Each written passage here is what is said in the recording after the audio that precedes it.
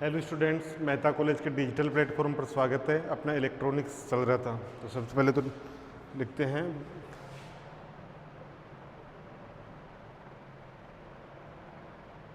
BSc part second electronics unit है आपकी second और टॉपिक है आज का एल सेक्शन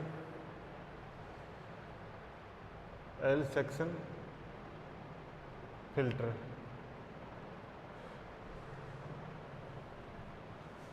आज पढ़ेंगे अपन L section filter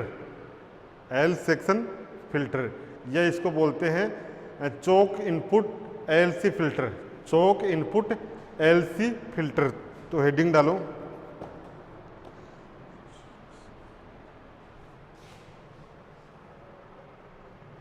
L section filter.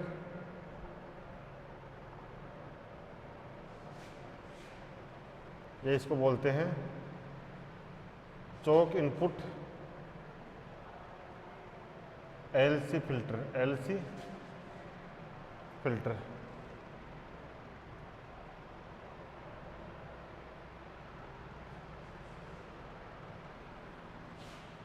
इसका आकार एल की तरह होता है। इसका आकार एल की तरह इसका आकार एल की तरह ऐसा आकार होता है। इसका आकार एल की तरह होने के कारण इसको एल सेक्शन बोला है।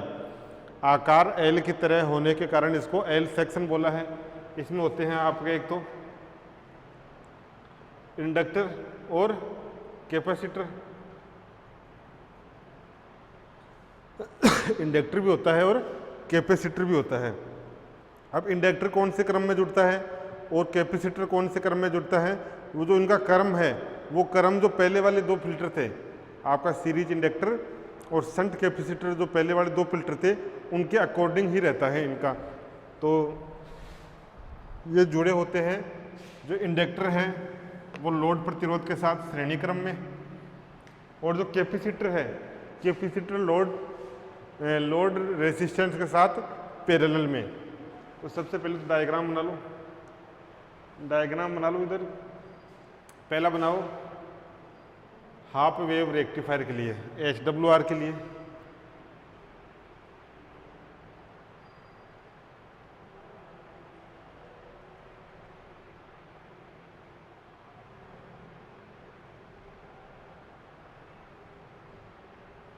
यह आपके ट्रांसफार्मर की फर्स्ट कॉइल, ये ट्रांसफार्मर की सेकंड कॉइल। फर्स्ट कॉइल और सेकंड कॉइल। यहाँ से जुड़ गया अपना डायोड D1।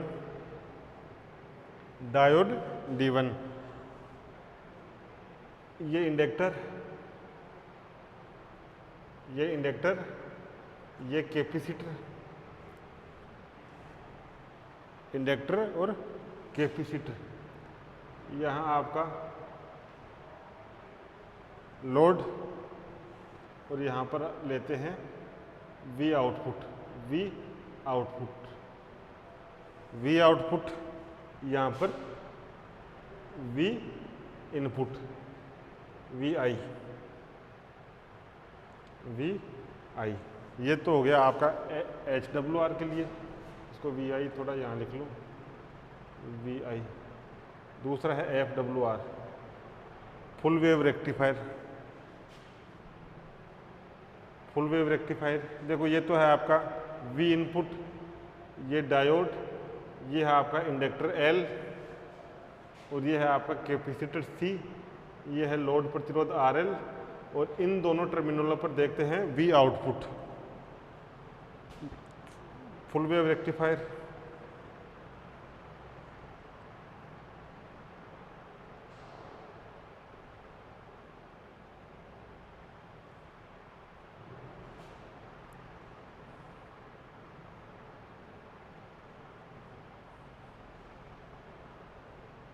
ट्रांसफार्मर की प्रथम कॉइल, फर्स्ट कॉइल। ये ट्रांसफार्मर की सेकेंडरी कॉइल।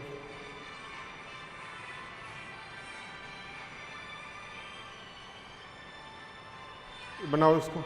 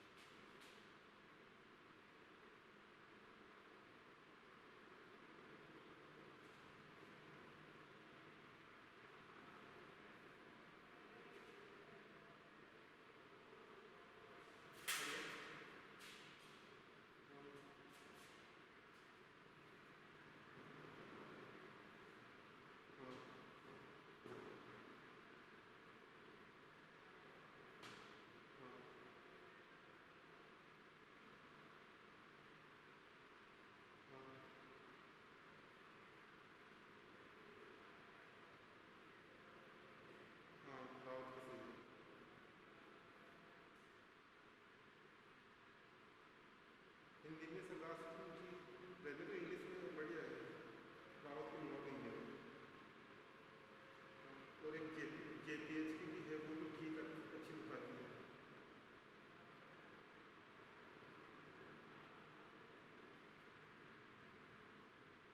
हाँ, JPH में कुछ बुक आई है वो अच्छी है, जैसे फेस्टिव की ऑप्टिक्स है, क्वांटम में अच्छी बुक है। चलो रावत की बनाओ, रावत की बढ़िया है।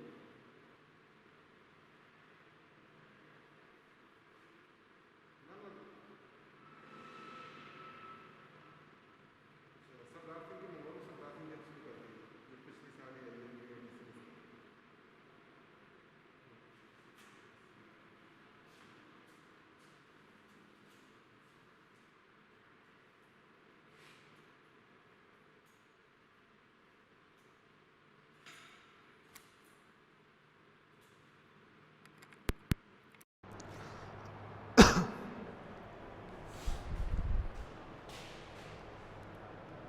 बनाओ इसको।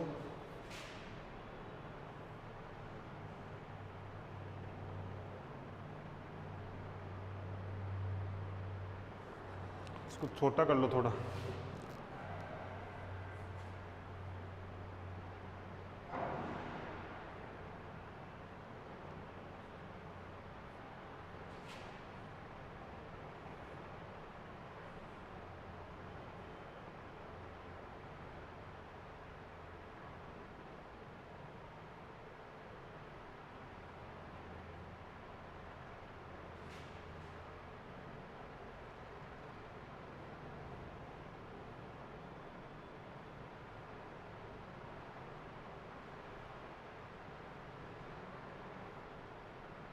यहाँ आपका V आउटपुट, ये डायोड D1, ये डायोड D2, यह आपका इंडक्टर L, ये कैपेसिटर C, और ये आपका RL, ये ट्रांसफॉर्मर, यहाँ पर V इनपुट। V इनपुट अब देखो ये है। अब यहाँ पर देखो L क्या करती है, L क्या करती कैसे, यह आपका इंडक्टर, इसके साथ कैपेसिटर ये, तो ये L क्या करती है, L क्या करती है, इसलिए इसको कहते हैं L section filter, L section filter. और होते इसमें दोनों हैं, L भी होता है, इंडक्टर भी होता है, और कैपेसिटर भी होता है। अब इसमें क्या होगा, इनपुट देंगे, ये यहाँ तक तो है आपका रेक्टिफायर, और रेक्टिफायर में फिल्टर जोड़ा गया है, तो यहाँ पर देंगे अपन अल्टरनेटिंग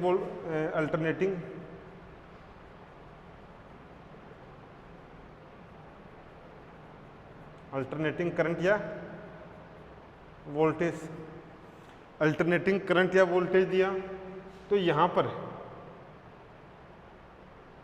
पर क्या आएगा, अल्टरनेटिंग या आउटपुट पल्सेटिंग वोल्टेज। अपन ने दी अल्टरनेटिंग,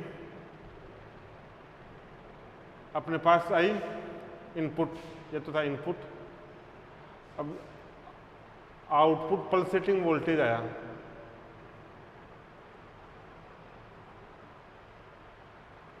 आउटपुट पल्सेटिंग यानी जो आउटपुट प्राप्त होता है उसमें पल्सेटिंग है।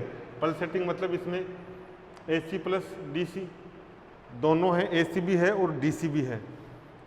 यहाँ पर AC और DC, तो जो DC यानी आउटपुट अल्टरनेटिंग वोल्टेज या करंट है उसमें जो DC का पार्ट है, DC का पार्ट इससे निकल जाएगा, क्योंकि DC के लिए इसकी प्रतिबाधा 0 होती है, DC के लिए प्रतिबाधा 0 होती है, DC के लिए इंडक्टर की प्रतिबाधा 0 होती है। क्यों?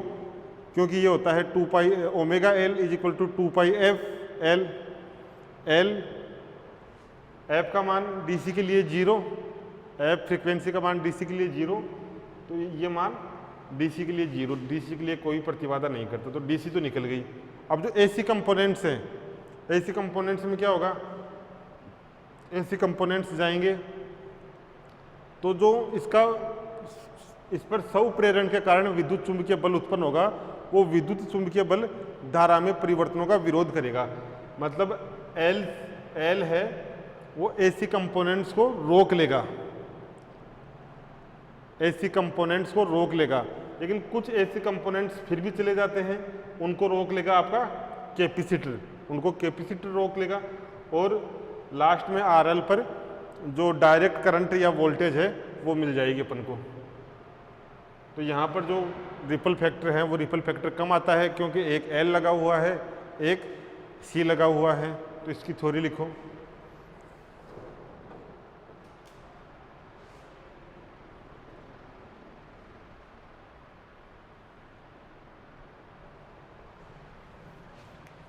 लिखो रेक्टिफायर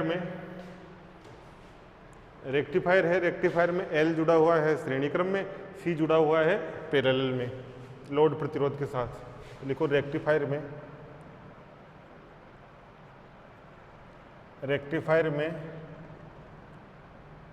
लोड रेसिस्टेंस के साथ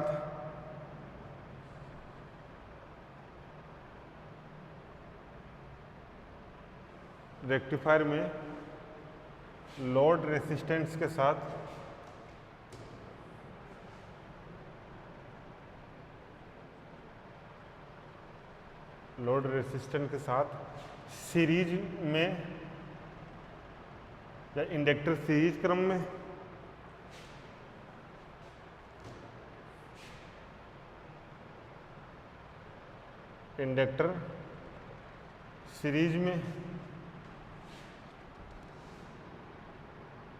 तथा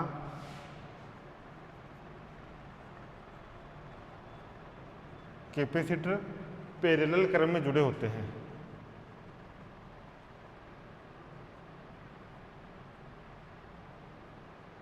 पैरेलल क्रम में जुड़े होते हैं।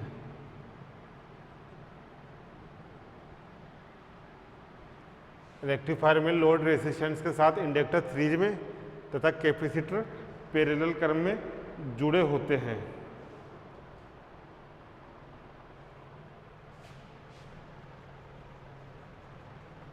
इंडक्टर व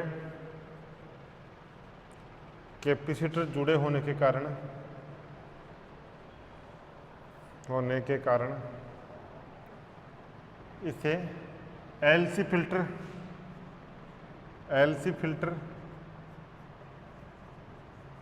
या इसकी आकृति L के समान होने पर, या इसकी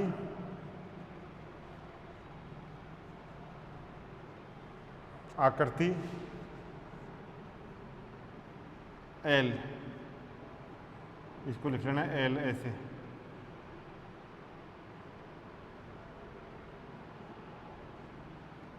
L की तरह होने के कारण इसकी आकृति L की तरह होने के कारण इसकी आकृति एल की तरह होने के कारण इसे एल सेक्शन फिल्टर कहते हैं।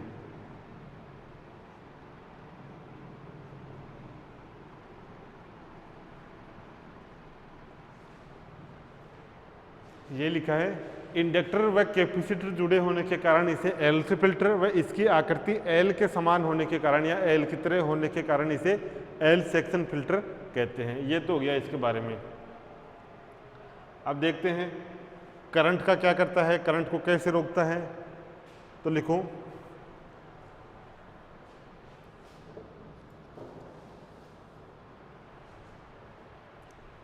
रेक्टिफाइड से प्राप्त आउटपुट पल्सेटिंग वोल्टेज। तो लिखो रेक्टिफायर से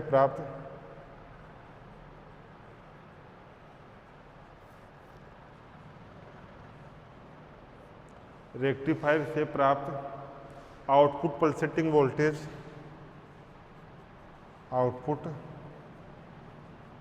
पल्सेटिंग वोल्टेज जब इंडक्टर पर आती है, जब इंडक्टर से प्रवाहित होती है या जब इंडक्टर में से प्रवाहित होती है, जब इंडक्टर में से प्रवाहित होती है, जब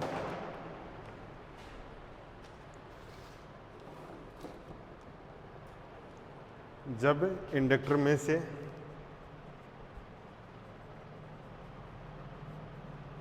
प्रवाहित होती है तो इसके डायरेक्ट कंपोनेंट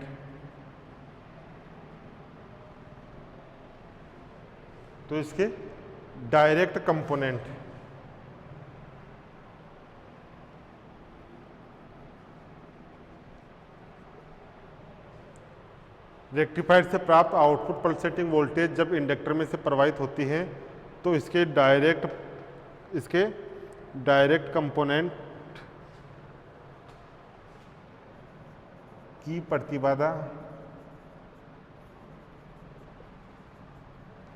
प्रतिबाधा शून्य होने के कारण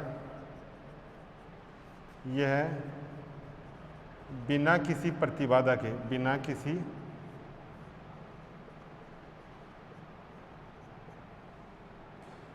ये लिख लिया होगा, ये तो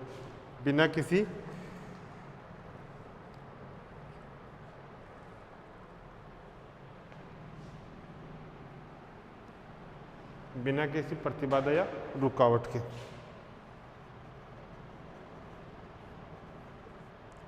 प्रवाहित हो जाता है, बिना किसी रुकावट के निकल जाता है।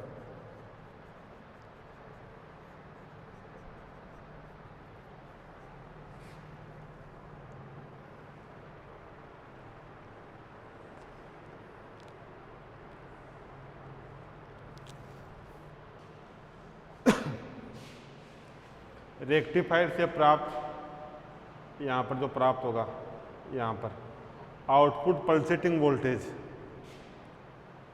जब इंडक्टर में से प्रवाहित होता है तो इसके डायरेक्ट कंपोनेंट की प्रतिबाधा शून्य होती है। जब जो आउटपुट पल्सेटिंग वोल्टेज होता है उसमें डायरेक्ट कंपोनेंट होता है और अल्टरनेटिंग कंपोनेंट होता है। तो जो डायरेक्ट कंपोनेंट होता है उसकी प्रतिबाधा शून्य होती है क्योंकि फ्रीक्वेंसी का मान जीरो, तो प्रतिबाधा का मान शून्य है, तो बिना किसी रुकावट के यहाँ से निकल गया, यहाँ पर आ गया। लेकिन जो डायरेक्ट कंपोनेंट है वो तो आ गया, और जो अल्टरनेटिंग कंपोनेंट है उसकी प्रतिबाधा होगी, उसके लिए प्रतिबाधा होगी इंडक्टर की, तो उसका पतन हो जाएगा, उसका मान कम हो जाएगा। तो लिखो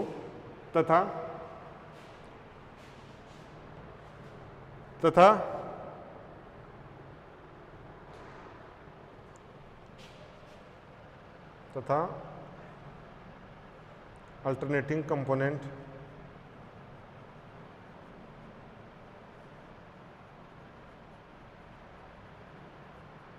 तथा अल्टरनेटिंग कंपोनेंट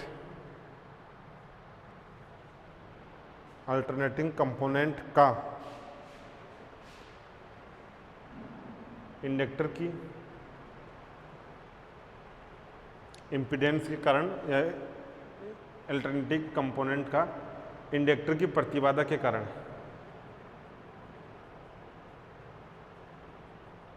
पतन हो जाएगा तथा अल्टरनेटिंग कंपोनेंट का इंडक्टर की प्रतिबाधा के कारण पतन हो जाएगा यानी कम हो जाएगी। जो अल्टरनेटिंग कंपोनेंट है उस कंपोनेंट का मान कम हो जाएगा इंडक्टर की प्रतिबाधा के कारण। अब अपन यहाँ पर आ गए, यहाँ पर अब जाएंगे कैपेसिटर में से कैपेसिटर और रोक लेगा, फिर आरएल पर प्योर शुद्ध डीसी प्राप्त होगी।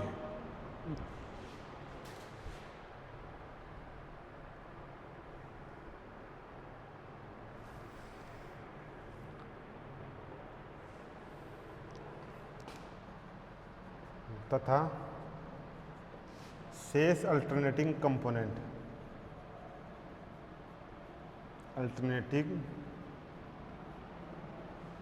कंपोनेंट जब एसी तथा शेष अल्टरनेटिंग कंपोनेंट जब कैपेसिटर में से गुजरता है, जब कैपेसिटर में से गुजरता है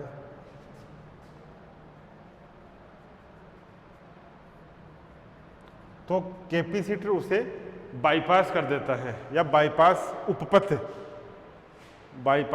प्रदान कर देता है या उपपथ प्रदान कर देता है। कैपेसिटर में से गुजरता है तो कैपेसिटर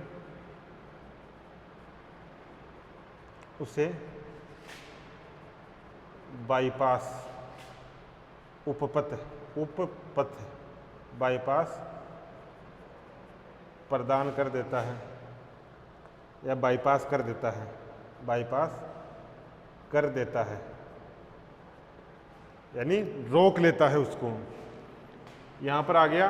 अब यहाँ पर जो करंट है या वोल्टेज है उसमें थोड़ा बहुत एसी का पार्ट होगा, उस थोड़े बहुत एसी के पार्ट को जो कैपेसिटर है वो कैपेसिटर बाईपास कर देता है।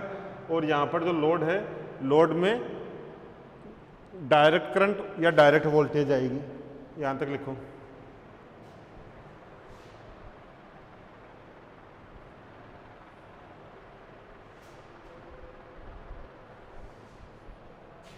इस प्रकार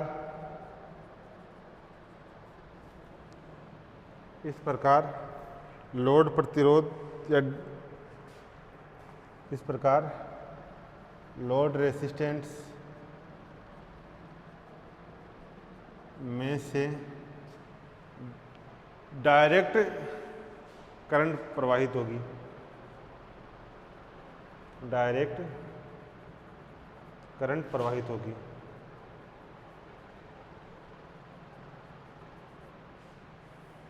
इस प्रकार लोड रेसिस्टेंट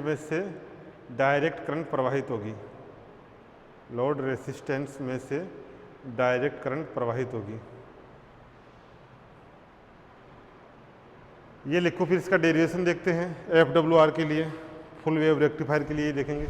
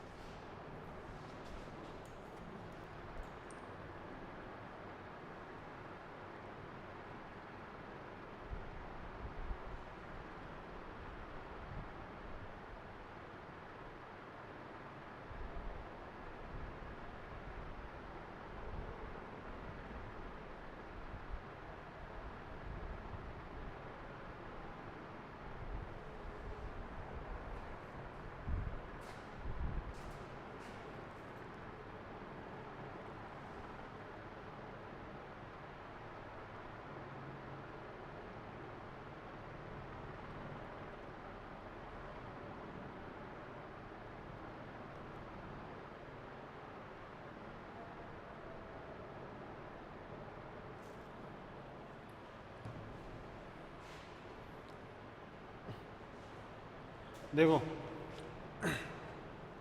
रेक्टिफायर में जो आपका लोड रेसिस्टेंस के साथ रेक्टिफायर, इसमें लोड रेसिस्टेंस आरएल के साथ इंडक्टर सीरीज में, कैपेसिटर पैरेलल में जुड़ा होता है। अब इंडक्टर और कैपेसिटर जुड़े होने के कारण इसे एलसी फिल्टर कहते हैं तथा इसकी आकृति एल की तरह होती है, इस कारण इसे एल फिल्टर कहते हैं। अब जो ये रेक्टिफायर है, इस रेक्टिफायर में यहाँ पर जो आउटपुट पल्सेटिंग वोल्टेज होती है, यहाँ पर होती है आउटपुट पल्सेटिंग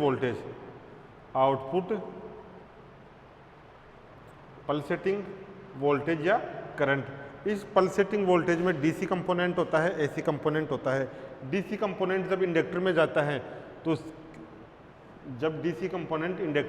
है तो डीसी कंपोनेंट के लिए इंडक्टर की इम्पीडेंस 0 होती है। क्यों? क्योंकि डीसी कंपोनेंट के लिए फ्रीक्वेंसी का मान 0 होता है, इस कारण डीसी कंपोनेंट के लिए इंडक्टर की इम्पीडेंस 0 होती है और डीसी कंपोनेंट बिना किसी रुकावट के इसको पार कर जाएगा।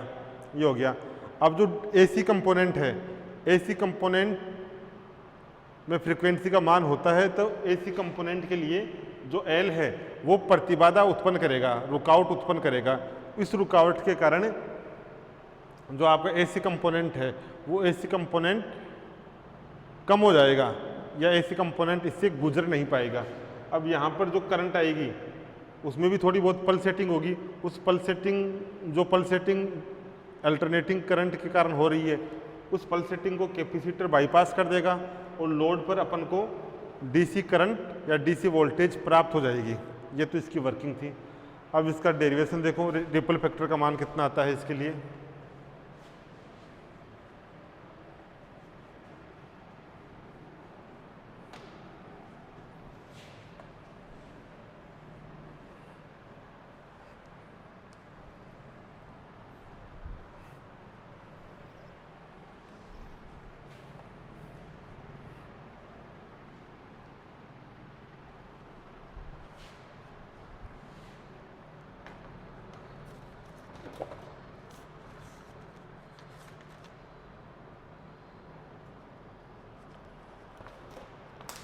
इसमें लिखो FWR से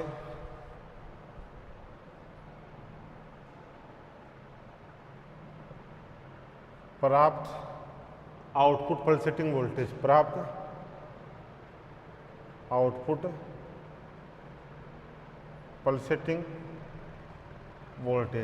FWR से प्राप्त आउटपुट पल्सेटिंग वोल्टेज, इसका मान अपन ने निकाला था फुल वेव रेक्टिफायर में।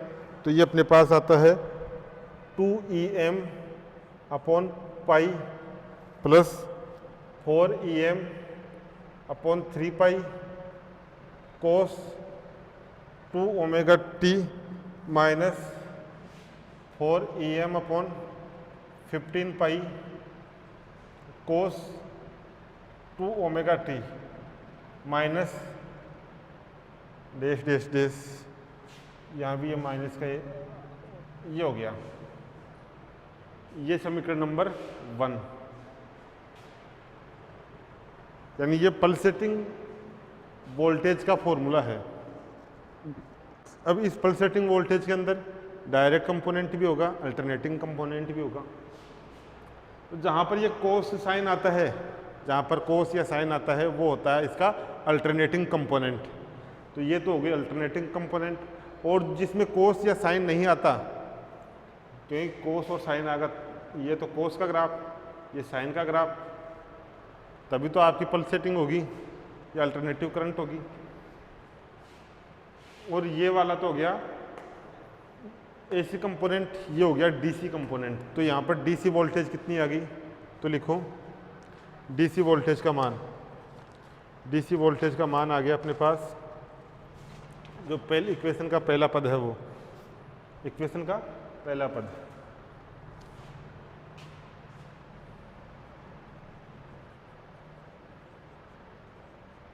लोड रेसिस्टेंस पर डीसी वोल्टेज,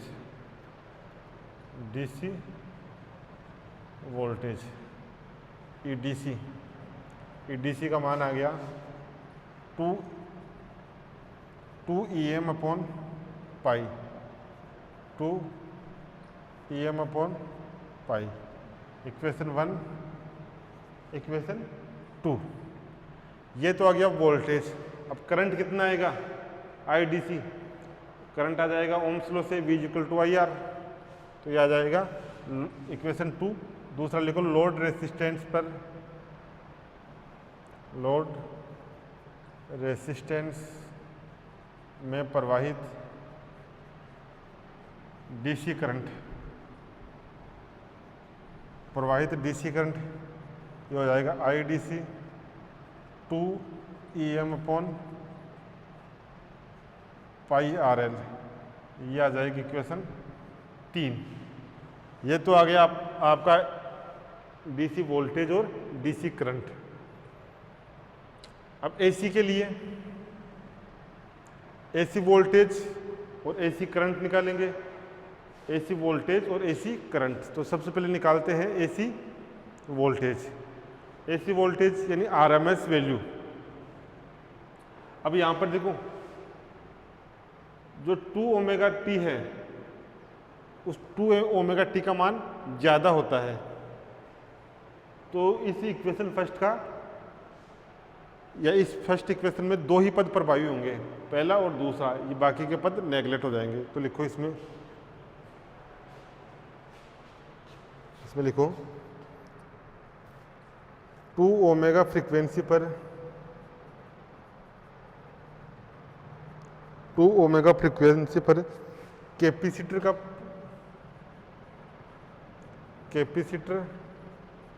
का प्रतिघात, कैपेसिटर का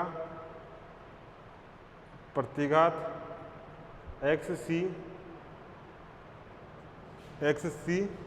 is equal to 2 omega C होता है। 2 omega C load resistance RL की तुलना में बहुत अधिक होता है, तुलना में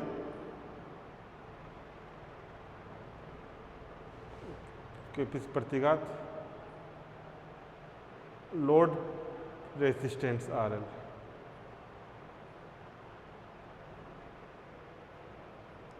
लोड रेसिस्टेंस RL की तुलना में, लोड रेसिस्टेंस RL की तुलना में नगण्य होता है, नगण्य होता है। इस कारण समीकरण 1 में 2 पद ही प्रभावी होंगे। इस कारण समीकरण 1 में 2 पद ही प्रभावी होंगे, प्रभावी होंगे, 2 पद ही प्रभावी होंगे।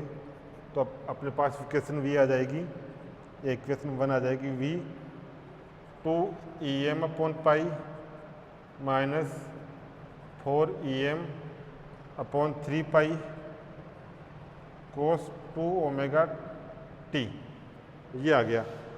अब ये तो है क्या, आउटपुट पल्सेटिंग वोल्टेज। इसमें ये तो है आपका डीसी कंपोनेंट,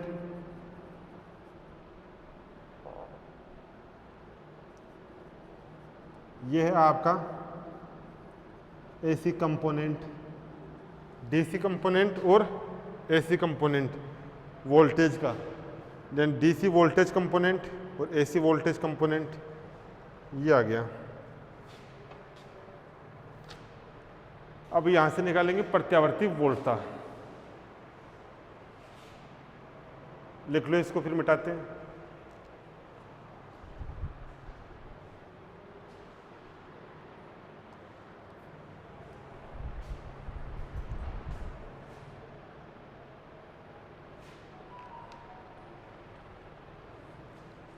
या इसको यहाँ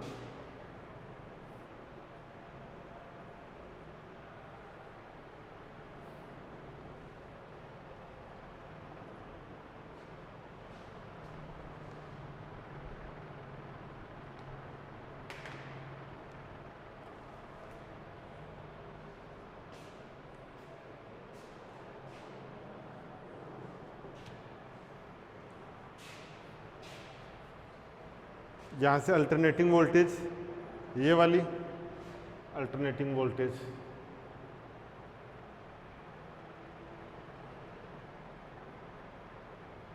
अल्टरनेटिंग वोल्टेज कितनी है, ये अपनी EAC, EAC 4 EM upon 3 pi cos 2 omega T, कोस 2 ओमेगा टी। IAC कितना आ जाएगा, IAC आ जाएगा 4 EM 3 pi cos 2 omega t. ये तो आ गया E का मान, R का मान, R का मान हो जाएगा आपका, यहाँ पर क्या क्या जुड़ा हुआ था, कैपेसिटर और इंडक्टर, तो ये हो जाएगा 1 upon XC plus XL, XC plus XL। XC का मान 1 अपॉन XL और XC कर दो इसको, XL और XC, इसका मान ओमेगा L, इसका मान माइनस ओमेगा C। यहाँ पर 2 है ना, 2 ओमेगा L और 2 ओमेगा C। तो नेक्स्ट स्टेप लिख लो इसकी, IAC is equal to 4 EM 3 pi cos 2 omega t. ये हो जाएगा 2 omega L minus 2 omega L minus 1 upon 2 omega C। यहाँ से 2 ओमेगा C कॉमन ले लो, 2 ओमेगा C कॉमन ले लिया, IAC कॉमन लेंगे 2 ओमेगा C, वो चला जाएगा ऊपर, तो ये हो जाएगा 8 EM ओमेगा C, नीचे बचेगा 3 pi 4 omega square LC minus 1, और यहाँ पर ये आएगा आपका कोस 2 ओमेगा टी, कोस 2 ओमेगा टी। ये IAC हो गया। अब इस करंट का रूट मीन स्क्वायर वैल्यू निकाल लो, करंट का रूट मीन स्क्वायर वैल्यू या RMS वैल्यू, करंट की RMS value, root mean square, तो ये हो जाएगी IRMS हो जाएगी, ये तो बाहर रख लो, 8 EM omega C 3 pi 4 omega LC minus 1, ये तो बाहर आ जाएगी, समाकलन कर दो 0 से T तक, 1/T बाहर ले लेंगे, 1/T बाहर, 0 से T तक समाकलन, ये हो जाएगा cos square root mean square, तो स्क्वायर का रूट, तो स्क्वायर 2 ओमेगा टी, ये इसका रूट मीन स्क्वायर वैल्यू, ये आ गया। इसको सोल्व किया था अपन ने, इसका मान आता है, इसको सोल्व किया था, इसका मान आता है 1/√2, अपन पहले कर चुके, तो ये हो जाएगा IRMS is equal to 8 EM omega C 3 pi 4 omega square LC minus 1 और 1/√2। ये आ गया आपका IRMS का मान, यानी जो आपकी IAC है उस IAC का शिखर मान, IAC का शिखर मान ये आ गया।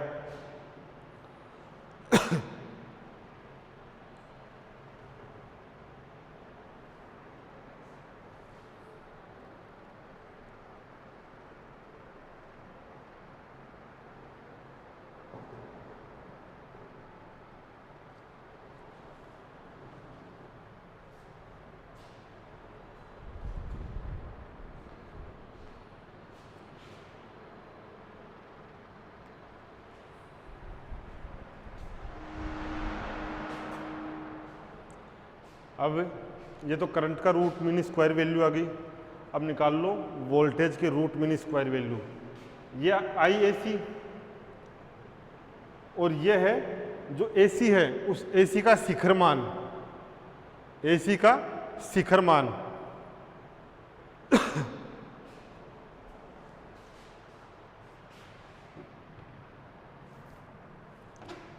इसको मिटा देता हूं मैं।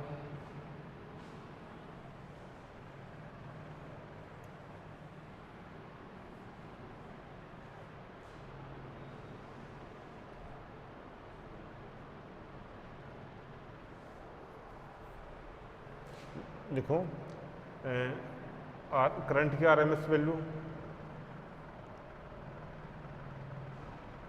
EDC EAC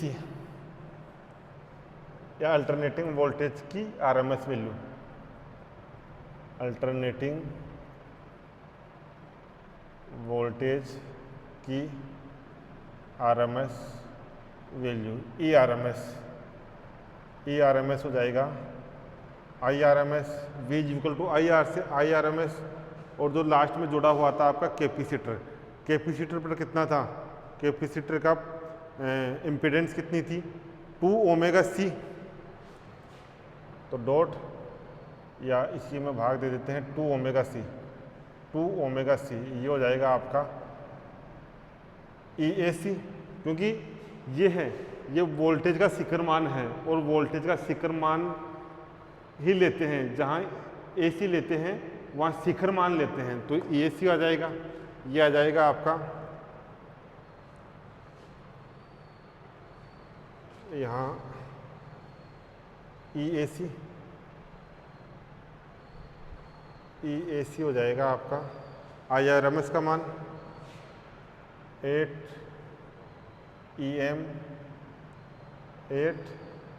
EM omega C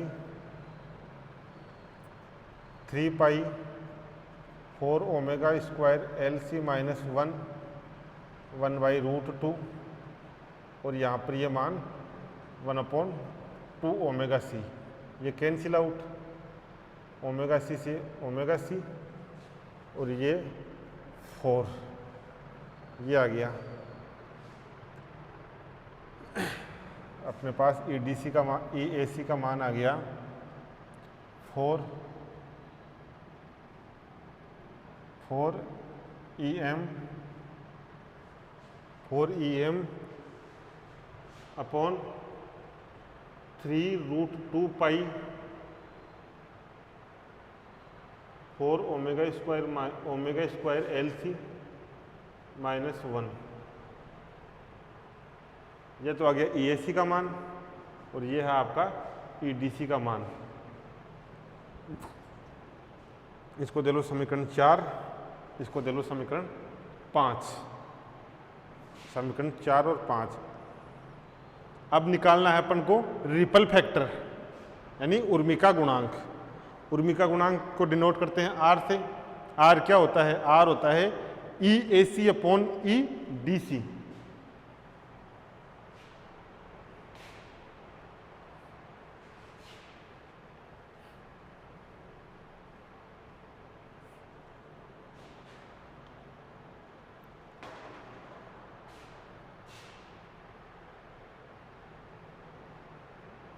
ripple factor उर्मिका गुणांक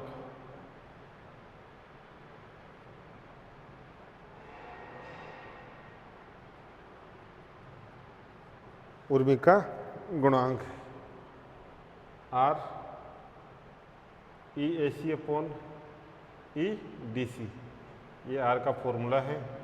AC का मान रख दो, AC का मान 4 EM अपॉन 3√2 पाई 4 ओमेगा स्क्वायर LC माइनस 1। यह तो हो गया AC का मान। DC का मान उल्टा करके रख दो, नीचे लिखेंगे ऊपर जाएगा, उल्टा हो जाएगा पाई RL, सॉरी ये मान है पाई अपॉन 2EM, ये कैंसिल आउट, 2 पाई से पाई कैंसिल आउट 2 से ये कैंसिल आउट, √2 बचा, तो अपने पास r का मान आ गया √2 upon 3 4 omega square LC minus 1, ये मान आ गया r का, ये मान आ गया। इसको लिख सकते हैं इसको सोल्व किया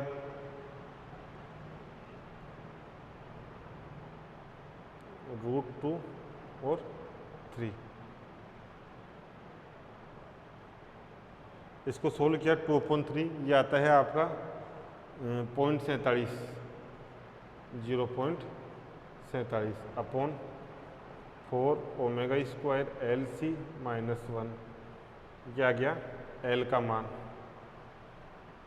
L का मान आ गया फुल वेव रेक्टिफायर के लिए,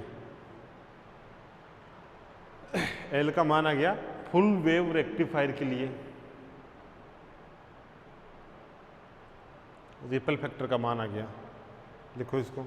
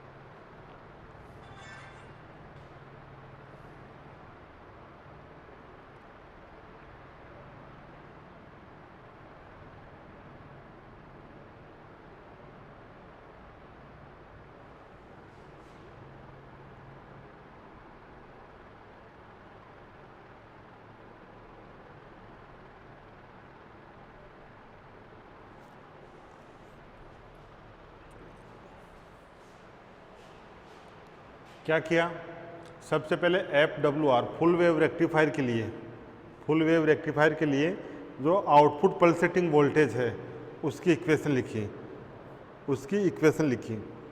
उस वहाँ से अपने पास EDC आ गया, EDC का मान आ गया अपने पास 2EM/π, EDC का मान आ गया। EDC के मान से जो लोड रेसिस्टेंस RL है उसमें जो करंट प्रवाहित हो रही है उस करंट का मान निकाल लिया। IDC का मान आ गया अपने पास 2EM/πRL, ये आ गया। अब जो इक्वेशन 2 है उस इक्वेशन 1 जो आउटपुट पल्सेटिंग वोल्टेज, उसमें दो पद ही प्रभावी होंगे। तो एक पद तो हो गया आपका अल्टरनेटिंग का और एक पद हो गया डायरेक्ट का। डायरेक्ट का अपन ने निकाल ही लिया, जो अल्टरनेटिंग का पद है वो लेते हैं, उससे अपन रूट मीन स्क्वायर वैल्यू निकाल लेते हैं, रूट मीन स्क्वायर वैल्यू निकाल लेते हैं करंट की, करंट से रूट मीन स्क्वायर वैल्यू निकाल लेते हैं वोल्टेज की। और जो रिपल फैक्टर होता है, रिपल फैक्टर क्या होता है, जो EAC यानी जो अल्टरनेटिंग वोल्टेज है उसका मान अपॉन जो डायरेक्ट वोल्टेज है उसका मान, ये वैल्यू पुट करके इसको सोल्व किया तो अपने पास R का मान आ गया 0.47 अपॉन 4 ओमेगा स्क्वायर LC। देखो R का मान कम होता जा रहा है ना, R का मान कम, पहले कैपेसिटर का निकाला, फिर इंडक्टर का निकाला, अब LC का निकाला। अब आगे वाला जो पाई सेक्शन फिल्टर है उस पाई सेक्शन फिल्टर में R का मान और कम हो जाएगा। क्यों? क्योंकि उसमें दो तो कैपेसिटर जुड़े हुए हैं और एक इंडक्टर। एक इंडक्टर, ये तो आ गया उसका इंडक्टर, और दो कैपेसिटर, यानी पहले जो अल्टरनेटिंग कंपोनेंट है वो कैपेसिटर से रुक जाएगा, फिर जो शेष बचा वो रुक जाएगा इंडक्टर से रुक जाएगा, और बाद में अगर और भी कंपोनेंट होता है अल्टरनेटिंग कंपोनेंट वो इसी से दोबारा रुक जाएगा। तो इसका रिपल फैक्टर का मान और कमाएगा उस। तो कल इसका लास्ट फिल्टर बच रहा है पाई सेक्शन फिल्टर, उसको कल देखेंगे। इसको ध्यान रखना, दो नामों से आता है, चोक इनपुट LC फिल्टर से भी पूछ सकता है और LC सेक्शन फिल्टर से भी पूछ सकता है। L सेक्शन फिल्टर से चोक इनपुट चोक LC फिल्टर या LC फिल्टर, इन नामों से पूछ सकता है इसको।